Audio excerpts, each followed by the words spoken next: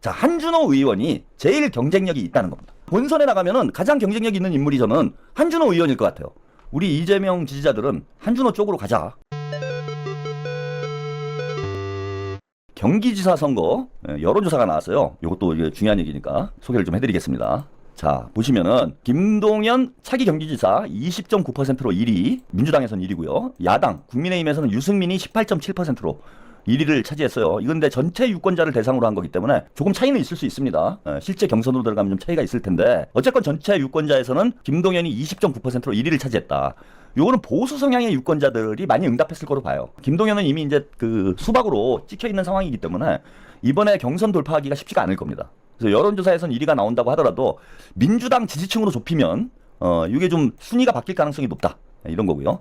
지금 이제 얘기가 나오고 있는 추미애 의원이 13%, 그 다음에 한준호 의원이 7.7%, 김병주 의원 3.6%, 그 다음에 이현주 의원 2.3%. 근데 제가 이 여론조사를 보면서 주목했던 건, 저는 뭐 여러 가지 이유로 특히 이번에 이제 법사위원장, 그 법사위 사태를 보면서 추미애 의원이 경기지사 후보로 나오는 건 적절치 않다. 라는 이제 판단을 저는 뭐 굳혔습니다. 대통령의 뜻과는 다르게 자기 정치를 위해서 국회를 난장판으로 만드는 이런 행위를 하는 걸로 봐서는 저는 추미애 의원은 본인이 더 중요한 분이시지 이재명 정부의 성공이 더 중요한 분은 아닌 것 같아요. 그런 분이 이재명 대통령의 정치적 고향이라고 할 수 있는 경기지사가 되는 거 저는 그닥 바람직하지 않다고 봅니다. 그리고 지금 민주당이 60대 이제 우리 대통령께서 초반이잖아요. 60대 초반의 대통령이 집권을 한 상황에 이제 70대를 내다보고 있는 정치인이 경기지사를 하는 것이 과연 대통령께 도움이 될 것인가? 저는 이것도 바람직하지 않다라고 봅니다. 그래서 지난 지방선거 때 그때는 좀 어쩔 수 없는 면은 있긴 했어요. 김동연을 공천을 해서 이재명 대통령의 정치적 고향을 어지럽게 만들었는데 이번에도 신뢰할 수 없는 인물, 자기 정치하는 사람을 그것도 이재명 대통령보다 더 나이가 많은 이런 분이 경기지사가 되는 것이 이재명 국민주권정부 성공에 과연 도움이 될 것인가? 저는 그렇지 않다고 봅니다. 저는 이번에 만약에 법사위 사태만 아니었어도 추미애 의원도 뭐 한 번쯤은 이런 이제 큰 역할을 하는 기회를 뭐 가져보는 것이 그닥 뭐 부정적으로 생각하진 않았어요. 근데 지금은 부정적입니다. 추미애 의원은 신뢰할 수가 없어요. 이게 정청래하고 붙어가지고 9월 한 달 내내 국회를 난장판으로 만들고 대통령의 발목을 잡는데 앞장서신 거는 저는 정치적 오판이라고 생각하고 그런 정치적 오판을 하는 이유는 정무적 감각이 떨어지는 문제도 있겠지만은 자기 욕심이 앞서기 때문이에요. 자기 욕심이 앞서는 사람은 결코 저는 이재명 정부, 국민주권 정부가 성공하는데 도움이 되지 않는다고 생각합니다. 그러면은 지금 민주당의 1, 2위는 지금 여론조사에 나오면 1, 2위죠. 김동연과 추미애는 저는 친명 쪽에서 지지할 만한 인물들은 아니다. 그리고 지금 추미애 법사위원장이 정청래랑 딱 붙어가지고 털바들의 지지를 받으면서 저 무리수를 두고 있는데 지금 이제 뭐 친문 본색을 드러냈다고 봐야지 이미 친문 본색을 드러냈다고 봅니다. 그래서 이번 지방선거에서는 저는 경기도를 반드시 탈환을 해야 된다고 봐요. 이재명 대통령의 정치적인 고향을 지켜내야 된다. 뭐 성남시장도 마찬가지라고 봅니다. 이거는 그냥 지자체장 하나 이기느냐 지느냐의 문제가 아니에요. 성남시장과 경기도는 우리가 반드시 지켜내야 된다. 자, 그렇게 보면은 현재 제가 이번 여론조사를 보고 약간 좀 놀란 것이 한준호 의원이 지금 상당히 경쟁력이 있죠? 추미애 의원하고 5% 조금 넘게 차이가 났어요. 과연 한준호 의원이 경기지사로는 아직은 좀 빠를 수도 있지 않을까. 우리 유권자들이 보기에 무게감이 좀 떨어지지 않을까. 인물 면에서는 저는 부족함이 없다고 봅니다. 인물이라는 게 이제 얼굴을 얘기하는 게 아니에요. 뭐 얼굴도 미남이시지만은 그동안 이재명 대통령과 함께 정치하는 모습을 보면서 한준호 의원은 이렇게 딴 생각할 사람은 아닌 것 같다. 그래서 한준호 의원이 인물 면에서도 인물 면에서는 충분히 경쟁력 있는 인물이라고 보는데 인지도 면에서 무게감 면에서는 아직은 좀 힘들지 않을까 이렇게 예상을 했는데 어쨌건 첫 번째 여론조사에서 7.7%까지 나왔어요. 추미애 의원하고 격차가 크지 않습니다. 그리고 이번 아마 민주당 경기지사 경선은 2위 싸움이 될 거예요. 제가 볼 때는 결선을 갈 가능성이 매우 높습니다. 결선 투표까지 가게 될 가능성이 매우 높기 때문에 1등을 할 필요가 없어요. 2위까지만 잡으면 돼. 그러니까 김동연을 잡으면 좋겠지만은 추미애까지만 잡으면 충분히 승산이 있다 지금. 그런데 지금 격차가 어쨌건 전체 유권자들을 상대로는 한 5% 정도 차이가 나니까 이 정도면 해볼 만한 거 아닌가. 그리고 친명 지금 유권자들이 분산이 됐어요. 이 여론조사를 보시면은 친명 유권자들이 분산이 된 상태다. 무슨 뜻이냐? 김병주, 이현주, 염태영 이 세 분 다 친명 성향의 지지자들로 친명 성향의 정치인들로 분류가 되잖아요.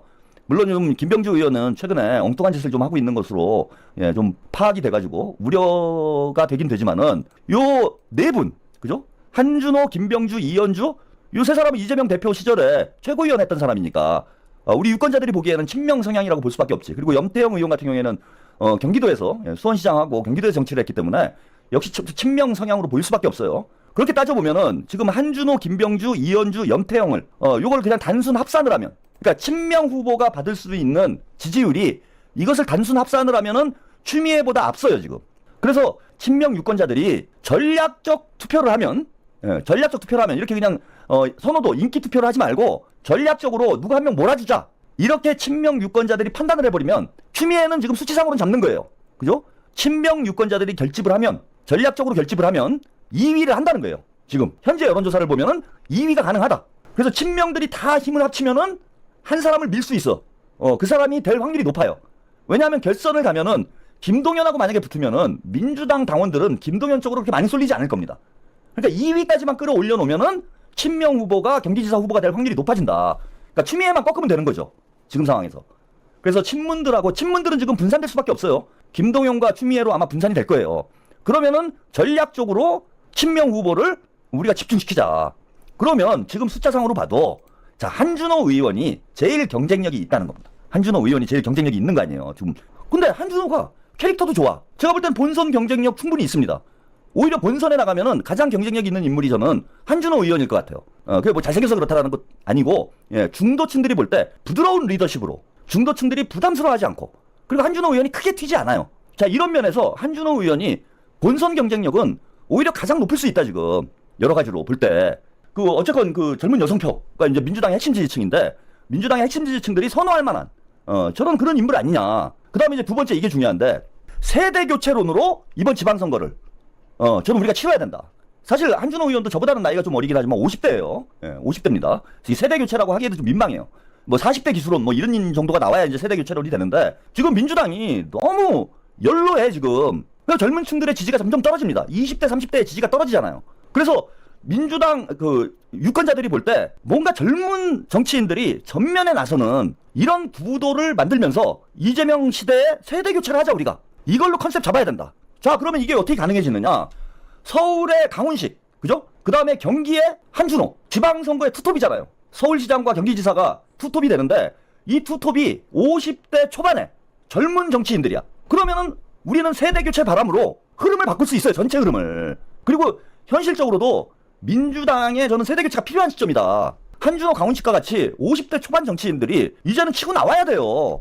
치고 나와야 됩니다. 저는 더 내려가야 된다고 보는 사람인데, 지금 40대 정치인들 중에서는 예, 그렇게 부각되는 인물이 아직은 없기 때문에, 그러면 또 누굽니까? 강훈식 실장이나 한준호 의원이 또 장점이 있잖아요.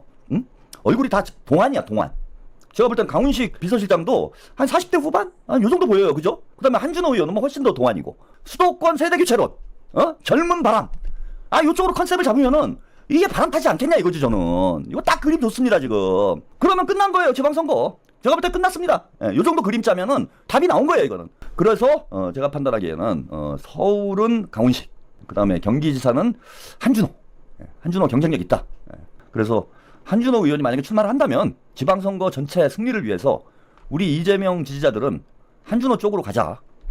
여러 가지로 지금 이제 여론조사를 봐도 경쟁력도 있고 세대교체라는 의미도 있고, 또 이재명 대통령의 뜻을 잘 받들어서 경기도를 이끌어 나갈 믿을 수 있는 또 인물이라고 이렇게 판단이 됩니다. 그러면은 한번 한준호로 가는 게 어떻겠는가.